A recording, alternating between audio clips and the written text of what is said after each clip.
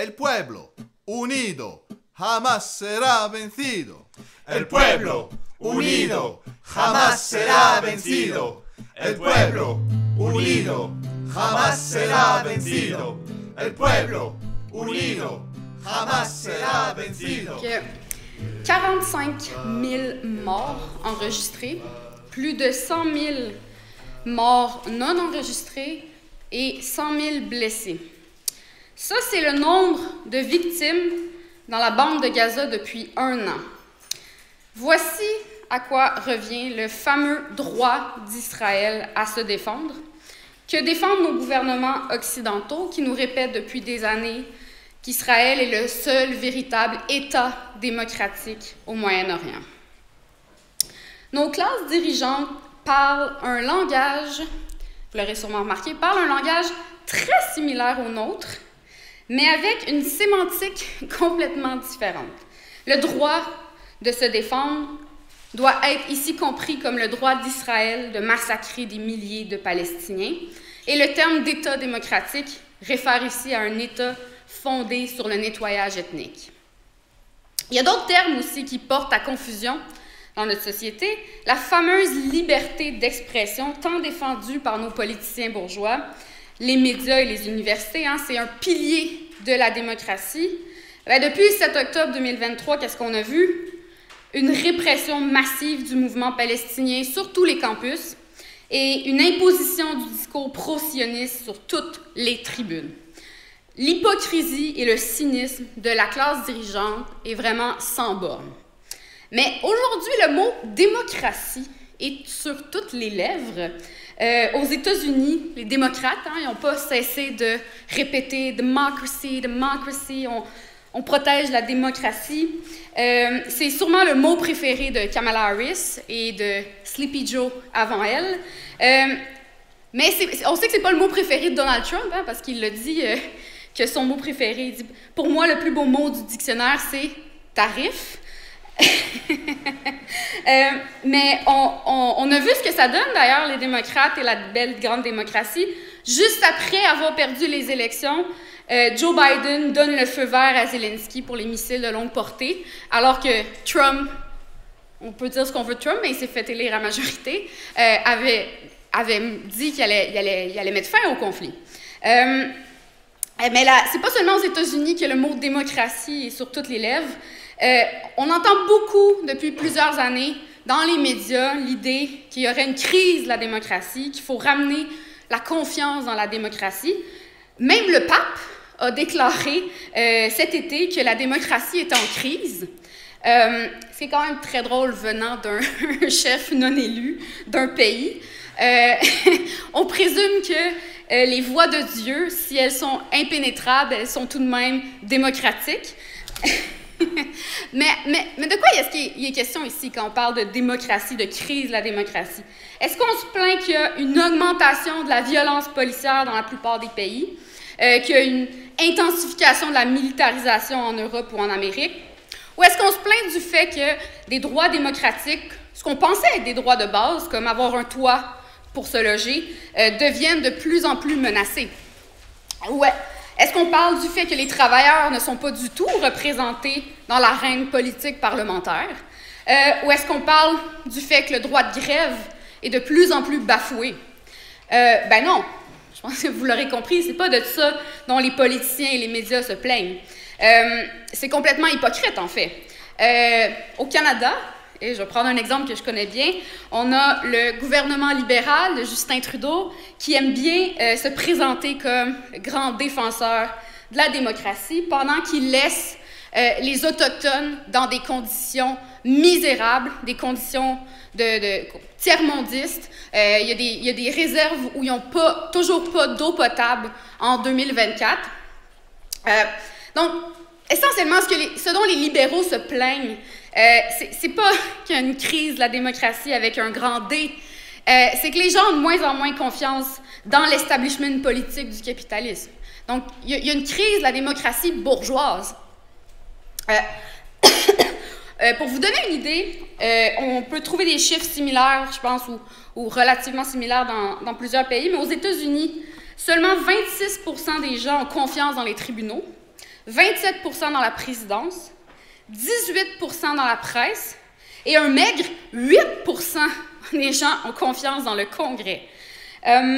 Et quand on regarde ça, ben, quand on sait que 78% des Américains vivent d'un chèque de paye à l'autre, ben, on ne doit pas se surprendre de cette situation-là. Les conditions de vie de la classe ouvrière se détériorent et évidemment que ça affecte leur perspective sur le système politique. On peut aussi ajouter à ça des événements dans la dernière période, dans les dernières années, qui ont participé à cette perte de confiance. On peut...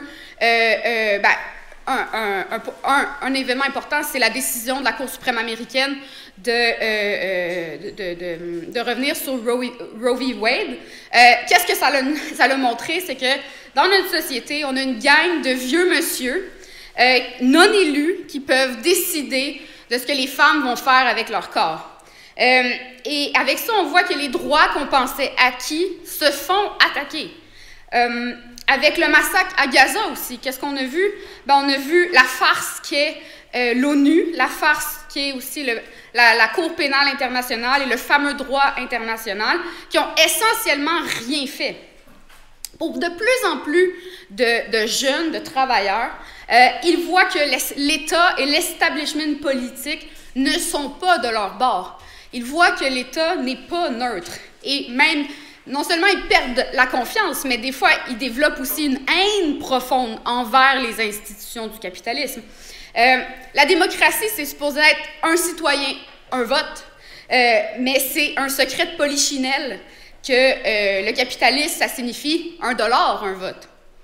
Et donc, le vieux mythe de l'égalité des chances entre tous les citoyens a été brisé par le contraste saisissant que tout le monde voit entre la richesse et le luxe obscène pour une poignée de gens, et de l'autre côté, la pauvreté grandissante pour une majorité, même dans les nations les plus riches. Et donc, dans tout ce contexte-là, qu'est-ce qu'on voit? Bien, on voit un effondrement du centre politique et avec ça, un déclin du libéralisme. En particulier chez les jeunes, vous en êtes témoins ici, on voit une radicalisation vers la gauche. Évidemment, de l'autre côté, on voit aussi une montée en popularité des discours des politiciens qui se présentent comme étant anti-establishment. Puis je pense que la défaite des démocrates aux États-Unis, c'est ça que ça représente. Des millions de travailleurs qui ont exprimé un rejet massif de l'establishment. C'était les élections américaines il n'y a pas très longtemps. 2024, ça a été aussi une année d'élection. Qu'est-ce qu'on a vu? On peut donner des exemples. Au Royaume-Uni, on a vu une cuisante défaite du parti qui était historiquement, on pourrait dire, le parti stable de la classe dirigeante européenne, le Parti conservateur. On a vu en France une énorme crise politique, une crise du régime profonde, et avec ça, la montée de la droite, la montée de l'extrême droite. On a aussi en Allemagne, on a vu des élections dans certains États avec la montée du parti d'extrême droite AfD, et aussi avec ça, l'effondrement du centre politique. Ici, la classe dirigeante et son establishment politique sont tant alarmés par cette crise de la démocratie, ben c'est parce que si l'apparence de neutralité de l'État tombe, ben c'est le masque de la classe dirigeante qui va tomber aussi.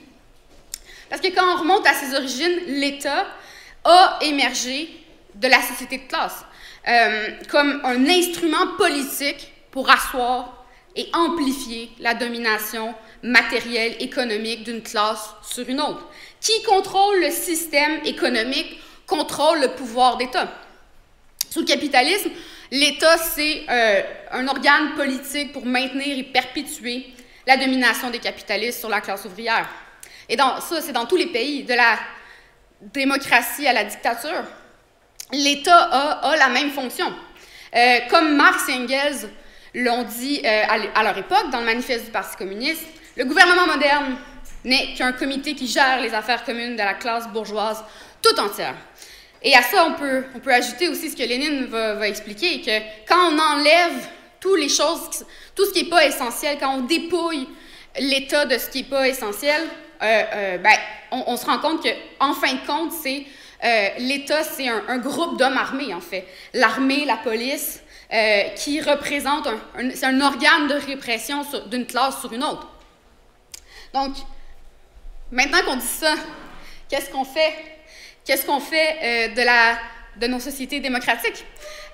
J'entends des gens, peut-être pas dans la salle, mais il va y avoir des gens à Genève qui se disent mais la démocratie parlementaire, me semble que c'est pas très oppressif. C'est pas une domination de classe. Peut-être pour commencer à un peu répondre à cette question-là, j'ai retrouvé une citation de Trotsky que je trouve assez intéressante dans une discussion sur le programme de transition en 1938.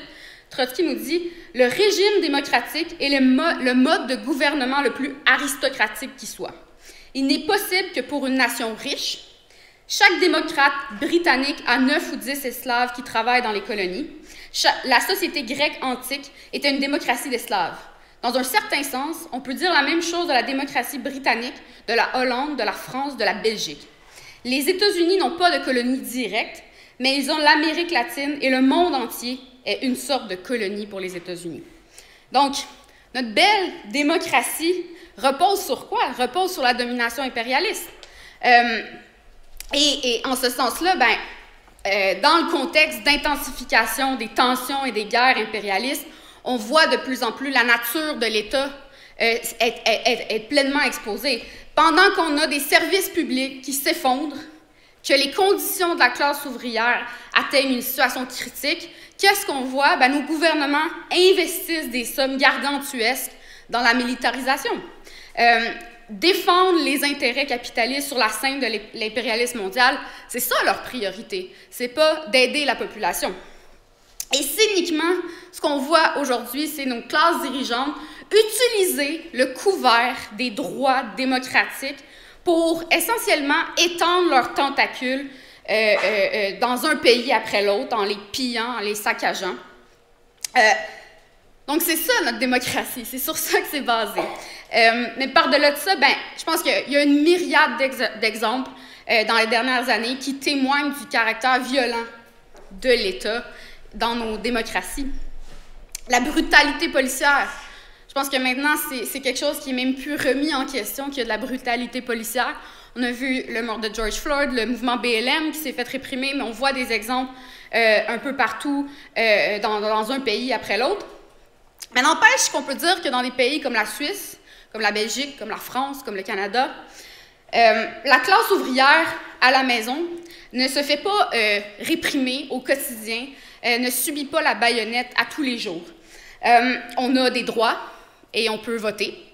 Mais je pense que c'est pour comprendre un peu c'est quoi le caractère de l'État capitaliste et de nos démocraties, je pense que c'est important de voir c'est quoi l'origine aussi de la démocratie moderne. D'où vient cette forme d'État? Ça tire son origine des révolutions bourgeoises. Au sein même de la société féodale, on va voir la bourgeoisie comme classe ascendante qui va se servir de la démocratie, des droits démocratiques, comme une arme pour défendre ses intérêts dans la lutte contre l'aristocratie féodale. Par exemple, la bourgeoisie naissante réclamait le droit de publier ses opinions et ses revendications, et aussi d'organiser des réunions pour discuter et de protéger aussi ses représentants contre les sanctions arbitraires de l'establishment féodal. Elle va aussi lutter pour quoi? Pour la liberté de commerce, sans les contraintes tarifaires et territoriales qui imposaient le féodalisme. Donc, la classe bourgeoise va finir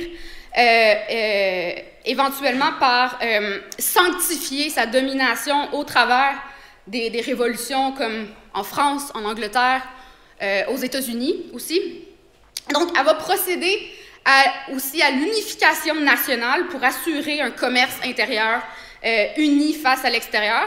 Et elle va développer l'État et le droit bourgeois pour, évidemment, sanctifier la propriété privée et l'ordre capitaliste. Maintenant, à partir de là, tout le monde va être égaux devant le droit bourgeois. Qu'est-ce que ça signifie? Pour le bourgeois, ça signifie le droit d'exploiter le travailleur. et pour le travailleur le droit d'aller se faire exploiter par le patron le plus offrant. Et ce qu'on va voir, c'est que la démocratie va être essentiellement réservée à la bourgeoisie. Mais bien sûr, ça va, et ça c'est un point important, ça va ouvrir une boîte de Pandore parce qu'éventuellement, la classe capitaliste va être obligée d'étendre les droits démocratiques à la classe ouvrière après que la classe ouvrière va avoir lutté pour obtenir ses droits, férocement d'ailleurs. Et donc, la classe dirigeante va être obligée de faire des concessions pour calmer la lutte des classes et éviter des révolutions.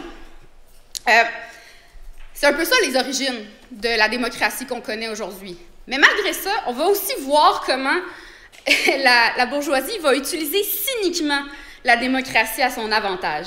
Donc, dans les périodes de relative stabilité économique, comme on a vu dans les dernières décennies, les droits démocratiques, c'est comme une espèce de valve que va utiliser la classe dirigeante, une valve de sûreté, si on veut, pour relâcher certaines tensions dans la société, relâcher certaines pressions qui s'accumulent au sein de la société capitaliste. Donc, qu'est-ce qu'on voit? On a des élections, et là, ça permet ça fait en sorte que certains politiciens bourgeois vont être écartés du portrait.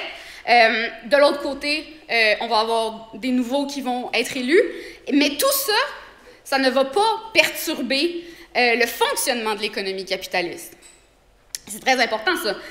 Lénine, d'ailleurs, va dire, à cause de ça, il va dire « La République démocratique, c'est la meilleure forme politique possible du capitalisme.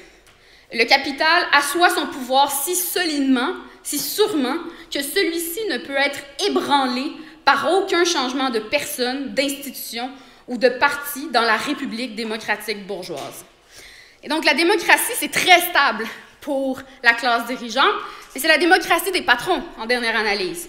Puis ça, on peut le voir de multiples façons. Sûrement que les camarades vont avoir plein d'exemples à donner, mais on le voit très simplement quand on regarde toutes les portes tournantes entre les sphères du gouvernement puis les entreprises, hein, des politiciens qui émergent, qui étaient avocats dans telle grosse entreprise, qui joignent en politique pour ensuite finir leur carrière politique, retourner dans la sphère privée. Mais on voit aussi, et ça c'est un point qui est assez important, on voit qu'il y a énormément de ministères, de départements, de comités dans l'appareil d'État de la plupart des pays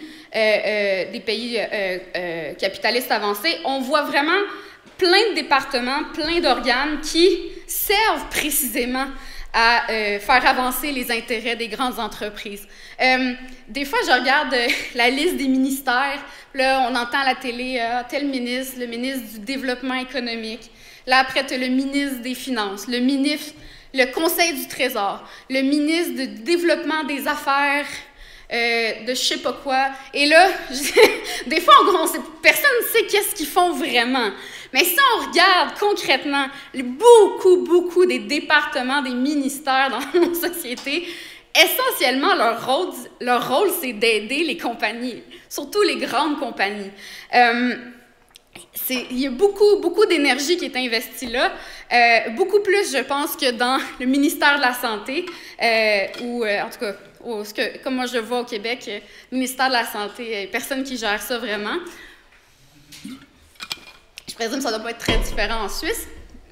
Donc, on peut le voir de multiples façons à travers toute la bureaucratie, l'appareil d'État, comment, essentiellement, c'est un organe pour aider d'abord et avant tout la classe capitaliste. Et par-dessus ça, qu'est-ce qu'on voit? On voit les élections. Ça, les élections, c'est le moment c'est le show là, de la démocratie. On voit les politiciens s'affairer à nous faire plein de promesses en l'air qu'ils ne vont jamais accomplir. Et on voit quoi? On voit les poignées de main, des beaux sourires. Et à la fin, il y a toujours un bébé qui finit dans les bras d'un politicien. C'est très important, ça nous donne une belle image. Hein? Il est bon avec les enfants, c'est un bon père de famille, il doit sûrement être un bon politicien. Mais essentiellement, c'est un gros show de boucan. Là.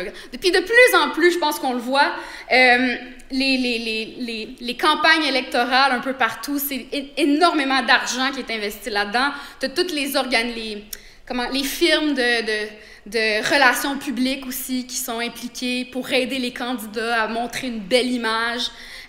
Et donc, Marx disait que, ultimement, ce qu'on voit dans la démocratie parlementaire, c'est que les travailleurs doivent choisir le candidat qui les foulera aux pieds au Parlement. Puis je pense que les élections américaines, c'est vraiment le summum de ce cirque-là. Je pense que vous le savez.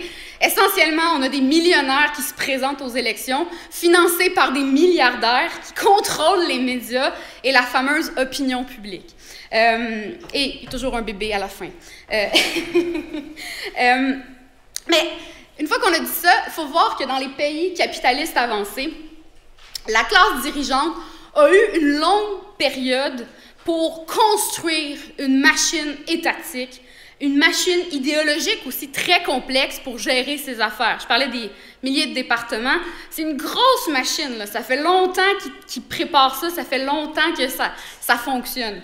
Et en période de stabilité, c'est beaucoup plus facile de dissimuler la vraie nature de l'État bourgeois, puis de gérer ses affaires, les affaires de la bourgeoisie dans les hautes sphères de l'État. Le point, c'est que tant que la classe capitaliste offrait un niveau de vie croissant et une certaine stabilité économique et sociale, une majorité de gens ont accepté le système politique sans trop vraiment se poser de questions sur qu'est-ce qui se passe dans l'État, qu'est-ce qui se passe dans nos gouvernements. On accepte un peu l'État comme on accepte le toit au-dessus de notre tête, ou plutôt c'est quoi l'expression? Le ciel au-dessus de notre tête. En tout cas, je vais travailler mes expressions, ce sera pas long. C'est dimanche matin quand même. Et tout ce que je décris, la période de stabilité, tout ça, évidemment, c'est ce qu'on va voir avec le boom d'après-guerre, les fameuses 30 glorieuses. Donc, on a une période exceptionnelle de croissance économique qui va permettre de faire énormément de concessions à la classe ouvrière en lutte afin d'apaiser, d'acheter la paix des classes. Et je pensais, pour illustrer un peu ça, puis parler du caractère de l'État, j'ai pensé utiliser un exemple que je connais très bien, l'exemple du Québec, mais je pense qu'il illustre vraiment bien, en fait, toute cette conception de l'État qui va apparaître après la Deuxième Guerre mondiale. Donc, au Québec, au début des années 60, on va voir ce qu'on appelle la Révolution tranquille. Le Quiet Revolution, qu'ils vont appeler ça. La Révolution tranquille, ça va être essentiellement mené par le Parti libéral. On va voir procéder une série de réformes importantes pour moderniser les infrastructures du Québec. Le gouvernement va intervenir massivement dans l'économie et la société, notamment en nationalisant l'hydroélectricité et aussi en créant plein de sociétés d'État. Et tout ça, c'était d'abord et avant tout pour assurer le développement d'une bourgeoisie québécoise. Ça a fonctionné, je peux vous le dire. Mais aussi dans le contexte où le mouvement ouvrier était très puissant, on va faire énormément de concessions aux travailleurs. On va arriver avec toute une série de normes pour encadrer le travail, les normes du travail et tout ça. Et à travers tout ça, on va voir le fameux mythe de l'État-providence qui va émerger. L'État est rendu un bon père de famille qui s'occupe de nous. Puis cette vision-là, elle va rester jusqu'à aujourd'hui. Les dirigeants réformistes et les dirigeants syndicaux au Québec parlent encore de ça. Des fois, j'ai l'impression qu'ils sont les seuls qui vivent encore dans cette époque où l'État fournissait beaucoup de concessions aux travailleurs, mais ça ne correspond plus du tout à la réalité. On parle encore ils présentent encore l'Assemblée nationale comme la maison du peuple. Avez-vous déjà vu le peuple dans une assemblée ou dans un parlement? En général, le peuple n'est pas là. Tu ne peux même pas t'habiller comme tu t'habilles en ce moment. D'ailleurs, il y a eu un gros scandale au Québec il y a quelques années parce qu'une députée de Québec solidaire, le parti de gauche, qui a décidé de s'habiller comme monsieur et madame tout le monde. Et ça a fait un gros scandale. On ne peut pas s'habiller comme des travailleurs à l'Assemblée nationale. Quand même, il y a un décorum. Mais je pense que ça nous montre aussi, dans des petites anecdotes comme ça, c'est quoi la vraie nature du Parlement. Mais bref, on a eu cette période-là, mais aujourd'hui, le mythe social-démocrate de la paix des classes est complètement brisé. à partir des années 70, on va voir que la crise organique du capitalisme va revenir. Et les décennies qui ont suivi vont amener les gouvernements à attaquer les conditions de vie de la classe ouvrière. Et ça inclut aussi des gouvernements réformistes qui vont attaquer les travailleurs puis qui vont se voir complètement discrédités dans le processus. Puis depuis la crise de 2008, et même ensuite depuis la pandémie, on assiste vraiment à une crise profonde du système capitaliste. Et ce qu'on voit vraiment, c'est que le contrat social d'après-guerre est définitivement brisé. Il y a une soif dans la société de solutions aux problèmes économiques et sociaux, puis on ne tolère plus le statu quo de l'establishment capitaliste. Je pense que c'est évident. Et tout ça, ça l'amène, comme on sait, une polarisation, un effondrement du centre politique. C'est ce qu'on a vu avec les élections américaines. Alors que les démocrates ont brandi la menace que représentait Trump face à la démocratie, la question de l'urne, ça a été la question économique. Les Américains ont voté essentiellement avec leur portefeuille. Ils font plus confiance à ceux qui se présentent comme les grands sauveurs démocrates, puis ensuite qui sont incapables de leur donner des conditions de vie décentes. Et je pense le point crucial ici, je pense qu'on doit retenir, c'est que la classe dirigeante est plus capable de gouverner comme avant.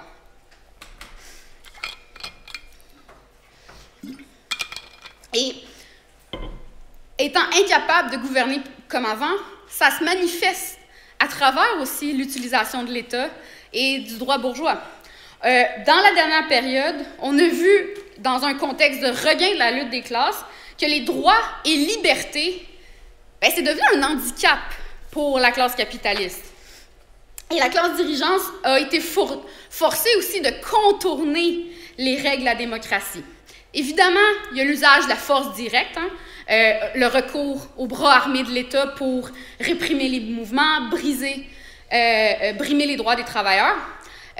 On a vu plein d'exemples.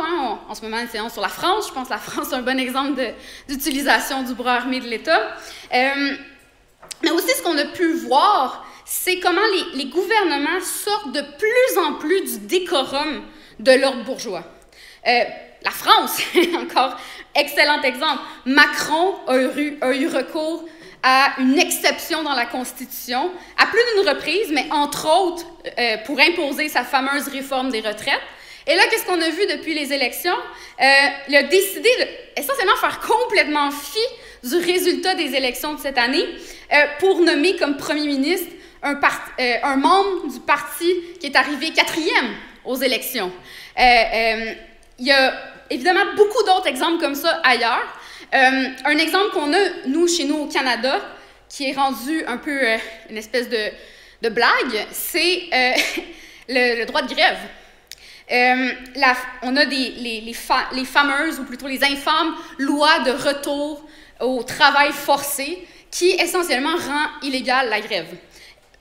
Je vais vous montrer un peu comment ça fonctionne. On a de plus en plus les travailleurs d'un secteur de l'économie, par exemple les ports, travailleurs du port de Montréal, ils partent en grève, puis une semaine plus tard, le gouvernement impose une loi de retour au travail forcé, donc vous n'avez plus le droit de faire la grève. Si vous continuez la grève, vous allez avoir des amendes incroyables qui essentiellement vont menacer la survie du syndicat, et on impose un arbitre qui va imposer un contrat de travail, et qu'est-ce qui se passe en général? L'arbitre va prendre position en faveur du patronat. Ça, c'est un exemple, mais dans les dernières années, les lois spéciales de retour au travail, c'est rendu les lois normales. Et les attaques envers les droits des travailleurs sont constamment là, en fait. C'est rendu la nouvelle norme. C'était supposé historiquement être l'exception à la règle, mais là, ça l'est de moins en moins. Puis je pense qu'on peut sûrement trouver des exemples comme ça dans plusieurs pays, en fait, des attaques sur les droits et des recours à des exceptions dans la loi pour attaquer les conditions de vie de la classe ouvrière. Et par le passé, en fait, il faut voir que les gouvernements faisaient très attention à ça. Faisaient très attention à ne pas trop sortir des conventions, des règles ou des règles non écrites, parce que ça exposait beaucoup trop leur régime. Il y a un terme latin, mos maiorum, je ne sais pas si mon latin est excellent, vous m'en pardonnerez. Ce terme-là, en fait, je pense qu'elle exprime bien un peu toute la question des conventions, des règles non écrites. C'est un terme qui nous vient de la Rome antique. Je pense qu'il y a beaucoup de comparaisons qu'on peut faire avec le déclin de la société romaine et ce qu'on voit en ce moment. Puis essentiellement, c'est que en plus de toutes les règles écrites qu'on avait dans la République, il y avait aussi des règles non écrites qui assuraient la stabilité du système, qui était connu sous le nom de Mos Maiorum, qu'on peut approximativement traduire par coutumes ancestrales, quelque chose comme ça. Mais ces coutumes, en fait, c'était des coutumes entre les différents partis politiques qui maintenaient la lutte politique dans certaines normes, de sorte que le système dans son ensemble puisse être préservé. Puis ce qu'on a vu, c'est qu'au cours de les dernières crises de la République, les acteurs politiques vont commencer à violer de plus en plus ces lois non écrites, et ça va aussi participer, ça va être un symptôme, mais aussi qui va participer à la chute de la société. Puis en ce moment, je pense que ce qu'on voit, c'est que le besoin de maintenir les intérêts capitalistes intacts, ça force la classe dirigeante à exposer la vraie nature de la démocratie bourgeoise. Et ça, ça force, ça participe en fait du déclin du libéralisme et du fait que les partis traditionnels de l'establishment se font discréditer. Et donc, dans ce contexte, on voit des figures populistes émerger qui vont encore moins suivre les règles. Aux États-Unis, l'establishment l'establishment capitaliste voulait absolument pas que Trump revienne au pouvoir. Pourquoi? C'est quelqu'un qui respecte absolument pas ces règles non écrites-là, qui respecte absolument pas le décorum. Il s'en fout complètement. On peut le voir en ce moment avec les nouvelles nominations. Il est en train de faire plein de nouvelles nominations, changer complètement ce qui se passe. On peut donner l'exemple de, comment il s'appelle, Robert Kennedy Jr., donc, qui a été un vaccino-sceptique, qui a été nommé secrétaire à la santé. Donc, on voit que c'est vraiment une joke, là. Qu'est-ce qui se passe? Puis tu as des gens qui disent « Oui, mais là, ça se peut pas, il peut pas faire ça. » Ben oui, il peut! C'est justement ça le point. Dans nos sociétés, dans l'appareil d'État, on a une majorité de gens dans les hautes sphères de l'État qui ne sont pas élus et qui ont beaucoup, beaucoup de pouvoir. Donc, on voit comment lui-même expose la nature de l'État capitaliste. D'ailleurs, je pense que la lutte de Trump contre le fameux Deep State là, dont il parle, ça montre comment la classe dirigeante en ce moment est vraiment divisée, puis même que l'appareil d'État, ça devient, et ça va devenir potentiellement un terrain de lutte pour les représentants de la bourgeoisie. Et donc, aussi ce qu'on peut dire, ce que l'establishment politique ne peut pas pardonner à Trump, c'est qu'il expose vraiment le système. Il montre que l'État, c'est pas un organe neutre, c'est une dictature d'une minorité riche et puissante. Et peut-être le point le plus important, je pense qu'on l'a mentionné hier dans la séance sur les perspectives, c'est qu'il a mis de l'avant l'idée de la classe ouvrière. Et ça, si on veut parler de sortir des conventions, là, la classe ouvrière, il ne faut pas parler de ça. Non, ça n'existe pas, c'est la classe moyenne. Hein? La classe moyenne, c'est un terme fourre-tout qui veut dire tout le monde est dans la classe moyenne. Personne ne se pense super riche ou super pauvre. C'est un terme qui peut englober n'importe quoi, mais là, la classe ouvrière, mettre ça à l'ordre du jour, c'est dangereux, en fait. Et évidemment, Trump fait ça de manière très, très démagogique, mais n'empêche qu'il a ouvert une boîte de Pandore en remettant la classe ouvrière à l'ordre du jour, si on veut. Donc, c'est très dangereux pour l'establishment. Trump, il est imprévisible. Il fait des choses irrationnelles, complètement égoïstes. Et ça ébranle le temple. Mais en même temps, et c'est là où on peut voir la crise de l'establishment, la crise de la démocratie bourgeoise. En même temps, on a aussi vu l'establishment aux États-Unis sortir des conventions. Par exemple, le nombre incroyable, je ne sais même plus c'est combien, le nombre d'accusations qui ont été portées contre Trump, c'est incroyable. Ils se sont acharnés sur lui. Possiblement qu'il est coupable de la moitié des trucs, mais on n'a pas vu ça pour aucun autre ex-président. Ils se sont vraiment acharnés, ils sont sortis des conventions habituelles. Mais qu'est-ce qu'on a vu? Ben, c'est que ça n'a pas fonctionné. Ça l'a juste aidé, en fait, le Trumpisme. Ça l'a créé encore plus de ressentiment envers l'establishment et l'État. Donc, on voit vraiment comment il y a un cercle vicieux pour la classe dirigeante. Son incapacité à gouverner comme avant, ça l'amène la montée de la droite populiste, ce qui frappe encore plus, qui participe encore plus à exposer le système, ce qui amène encore plus d'instabilité. Et je parle des États-Unis, mais il y a beaucoup d'autres exemples. On peut voir au Royaume-Uni, par exemple, les Boris Johnson, Nigel Farage et tous les autres bouffons qui ont challengé l'establishment conservateur.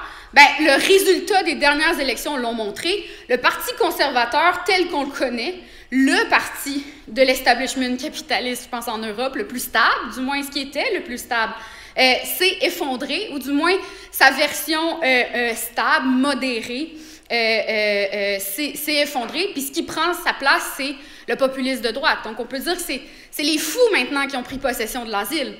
C'est ce qu'on voit dans ce cas-ci et un peu partout. Maintenant, la grande question, où est-ce que tout ça s'en va? C'est une crise de la démocratie bourgeoise, vers où ça s'en va? Et par curiosité, j'ai fait des petites recherches sur Internet pour voir qu'est-ce qu'on avait à proposer. Je suis tombée sur un essai qui a été écrit par les deux gagnants de cette année le soi-disant prix Nobel d'économie, qui n'est pas vraiment un prix Nobel. Bref, les deux gagnants du prix Nobel d'économie de cette année qui ont écrit un essai « Notre solution à la crise de la démocratie ». C'est quoi leur solution? Essentiellement, ils proposent un nouveau contrat social. Un nouveau contrat social. Parfait. Sur quelle base? Ils disent que ce nouveau contrat social devrait inclure plus de politiques pro-ouvrières et combiner la croissance économique, donc d'abord, ça nous prend de la croissance économique, combiner la croissance économique avec une diminution des inégalités. Essentiellement, si je veux résumer, qu'est-ce qu'ils proposent? Ils proposent de construire une machine à voyager dans le temps. C'est pas mal ça qu'ils proposent, parce que c'est précisément ça le problème. Il n'y a plus de base pour que la classe dirigeante achète la paix des classes, pour créer ce fameux contrat social. Dans la prochaine période, vers où ça s'en va? On ne va pas retourner à un boom économique. On ne reviendra pas à la période de stabilité politique qu'on a vue après la Deuxième Guerre mondiale. La période qui s'ouvre devant nous, ça ne va pas ressembler à ça, mais ça va ressembler beaucoup plus à ce qu'on a vu dans les années 30 en particulier, avec notamment le retour en force du protectionnisme. On retourne à une période qu'on a connue dans les années 30, période dans laquelle on avait une intense lutte de classe. Les travailleurs faisaient face aussi, on peut dire, à la brutalité beaucoup plus directe de l'État. Du moins, la lutte des classes était beaucoup plus nue.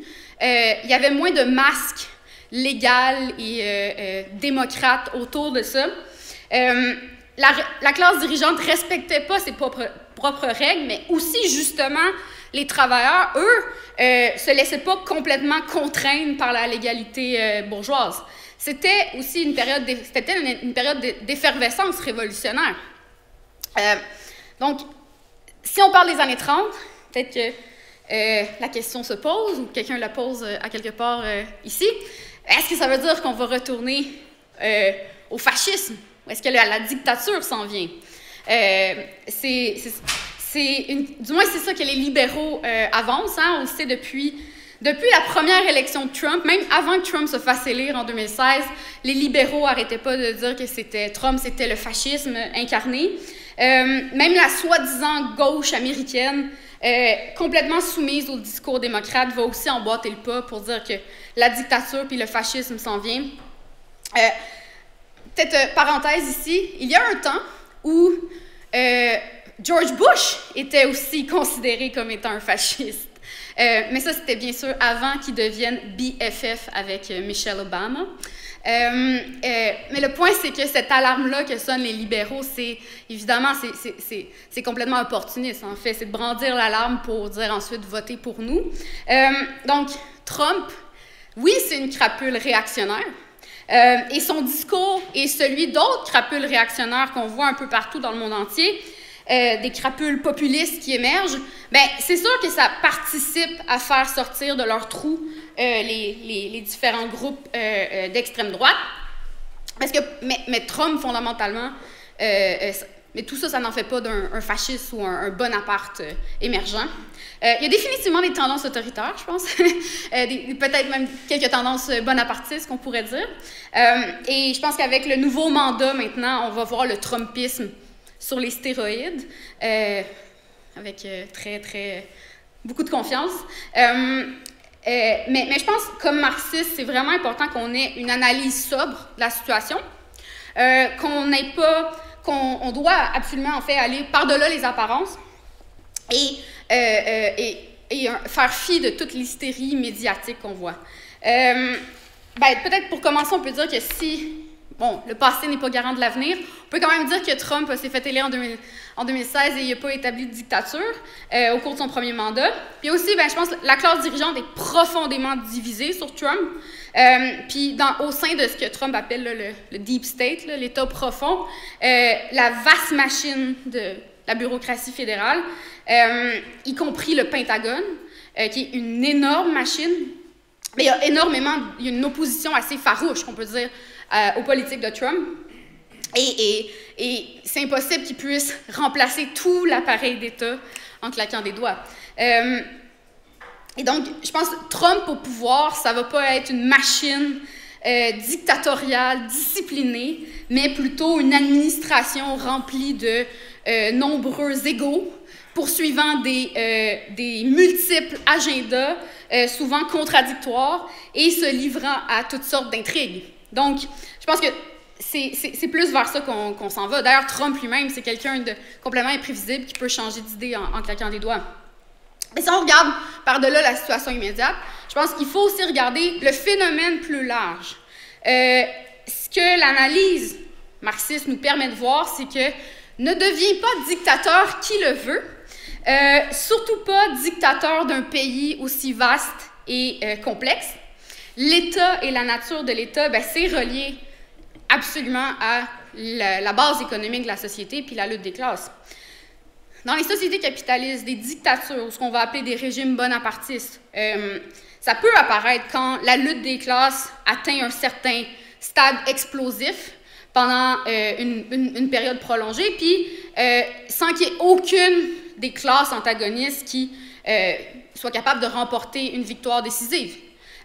Dans des situations comme ça, on peut voir que la bourgeoisie va laisser un homme fort prendre les rênes de l'appareil d'État pour calmer la situation, ramener de l'ordre, comme on veut. Donc, on voit souvent l'État qui va s'émerger au-dessus de la société, puis essayer de balancer entre les classes en présence. Dans la dernière période, on a vu des expressions très claires de la lutte des classes, une intensification de la lutte des classes, sous forme de grève, campagne de syndicalisation, tout ça, des mouvements de masse. Mais je pense qu'il faut vraiment comprendre qu'il reste un long chemin encore à accomplir avant d'atteindre une situation pré-révolutionnaire et qui est une épreuve de force décisive. En fait, si on regarde où s'en va la société, c'est quoi le processus dans les dernières décennies, mais la classe ouvrière est à peine en train de redécouvrir ses traditions, redécouvrir la lutte des classes. Donc, on est encore loin de la situation qu'on a vue, par exemple, dans les années 30, où les contradictions ont été... D'ailleurs, dans les années 30, les contradictions ont été résolues de manière très rapide, en fait. Qu'est-ce qu'on a vu? Ça va être un scénario où on avait le fascisme d'un côté, ou le bonapartisme qui allait l'emporter, ou la révolution prolétarienne. La lutte des classes, c'est polarisé dans ces deux tendances pour la société. Et donc, c'est quelque chose qui est très dangereux pour la classe dirigeante. Je pense qu'ils ne sont pas prêts à aller aussi facilement dans cette voie-là de l'autoritarisme. Ça peut être un couteau à double tranchant pour eux, ça c'est clair. Et aussi, dans ce contexte-là, ce qui est très différent aussi du contexte actuel avec le contexte dans lequel on a vu émerger le fascisme, ce mouvement de masse de la petite bourgeoisie enragée, c'est en particulier, je pense, le point le plus important, c'est les rapports de force. Les rapports de force entre les classes qui ont beaucoup changé. Les réserves sociales de la réaction, aujourd'hui, sont beaucoup plus faibles qu'à l'époque. Et le poids démographique de la classe ouvrière a largement augmenté. Et donc, je pense qu'on regarde tout ça, on peut voir que, je pense, la bourgeoisie est incapable de s'en aller rapidement dans la voie de la réaction ouverte. Puis je pense qu'il va être difficile pour elle d'aller dans cette voie-là dans la prochaine période. Donc, je pense que c'est quand même un point qui est important. Et donc, qu'est-ce qu'on voit aujourd'hui avec cette crise de la démocratie bourgeoise? Ben, la classe dirigeante, je pense, a ouvert une brèche pour la classe ouvrière. Si les dirigeants se montrent de moins en moins, suivent de moins en moins leurs propres règles, je pense que ça ne sera pas long avant que des travailleurs se disent pourquoi nous, on devrait suivre ces règles-là dans ce cas-ci? Puis je pense, les communistes, c'est quoi nos tâches à nous? Il faut qu'on s'appuie sur ça, en fait. Il faut qu'on puisse pointer sur l'hypocrisie de nos gouvernements qui demandent aux travailleurs de respecter les règles qu'ils ne respectent pas, puis de lier ça à la nécessité de renverser l'ordre bourgeois.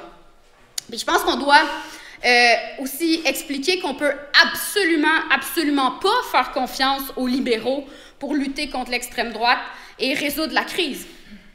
Et que, ultimement, c'est seule la classe ouvrière armée d'un vrai programme anti-establishment, c'est-à-dire un programme révolutionnaire communiste, qui pourra mener une lutte décisive contre la droite et contre tout le système capitaliste. Et ultimement, tant qu'on vivra dans une société fondée sur la domination de classe, tant qu'on vivra sous le capitalisme, il n'y en aura pas de vraie démocratie. Je pense que ça, il faut vraiment l'expliquer et le montrer. C'est beau pour ça. Maintenant, j'aimerais faire peut-être une petite mise en garde sur cette question-là. Quand on parle de la question de la démocratie, tout ça, on critique la démocratie, on ne veut pas notre démocratie, blablabla. Il y a un danger de développer, je pense, des conclusions ultra-gauches sur cet enjeu-là, puis de penser que la lutte pour les droits démocratiques, c'est pas important.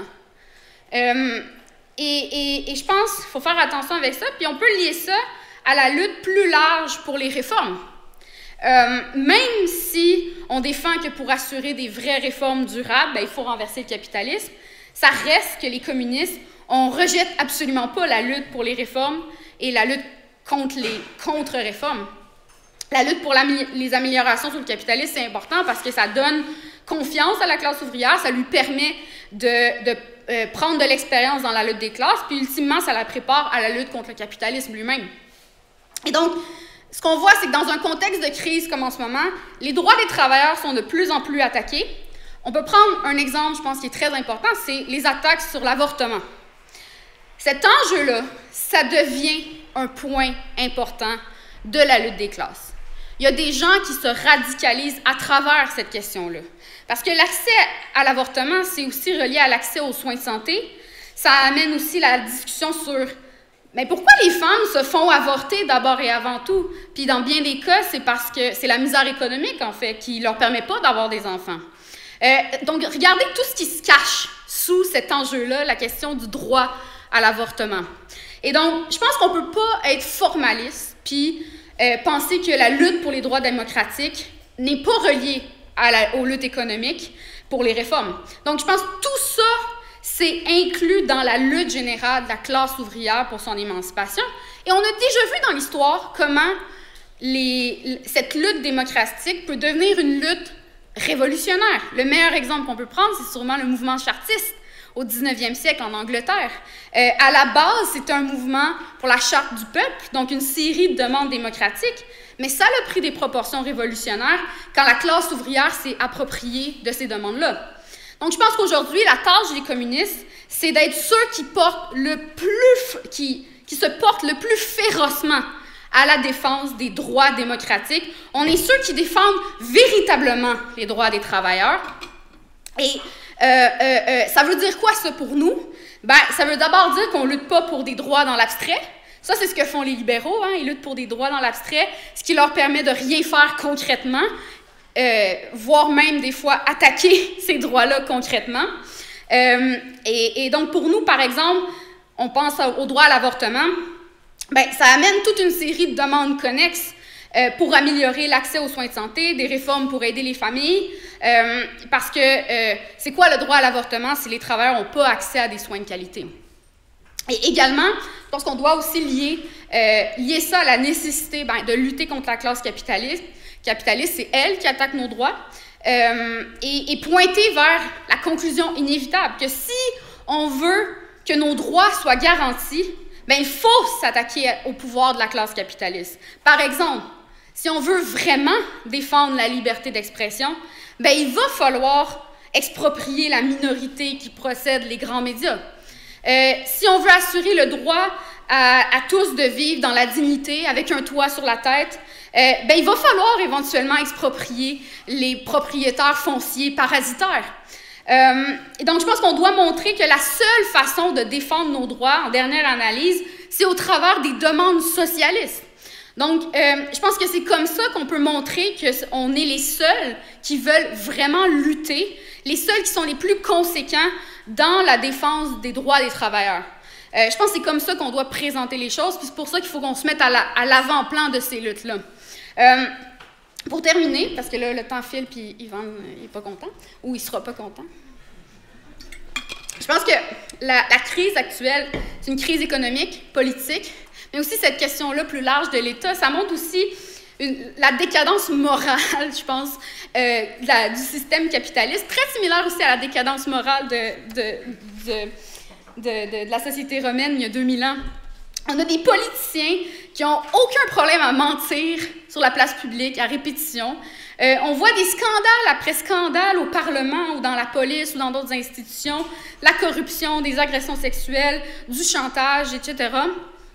Puis on a vu aussi la sénilité du système capitaliste à travers toute la saga entourant Joe Biden, puis le fait qu'on n'a pas meilleur candidat de l'establishment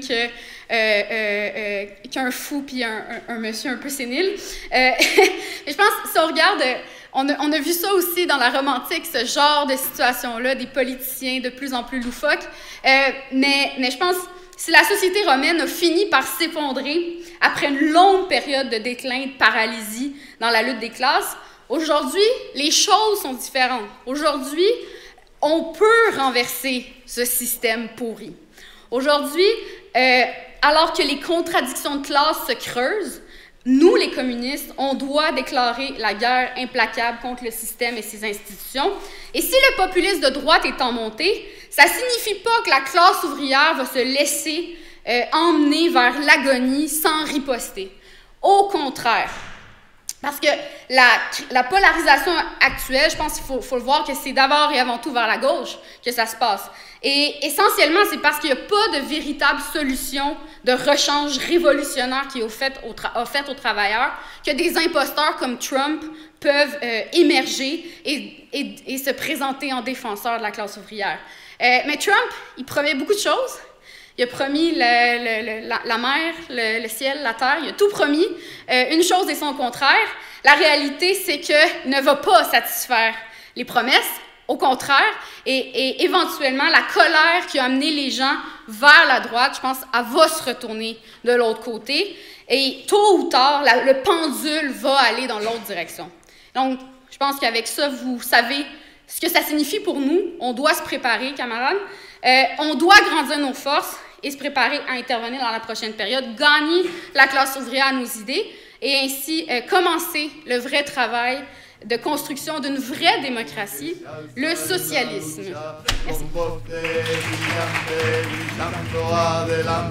El pueblo unido jamás será vencido. El pueblo unido jamás será vencido. El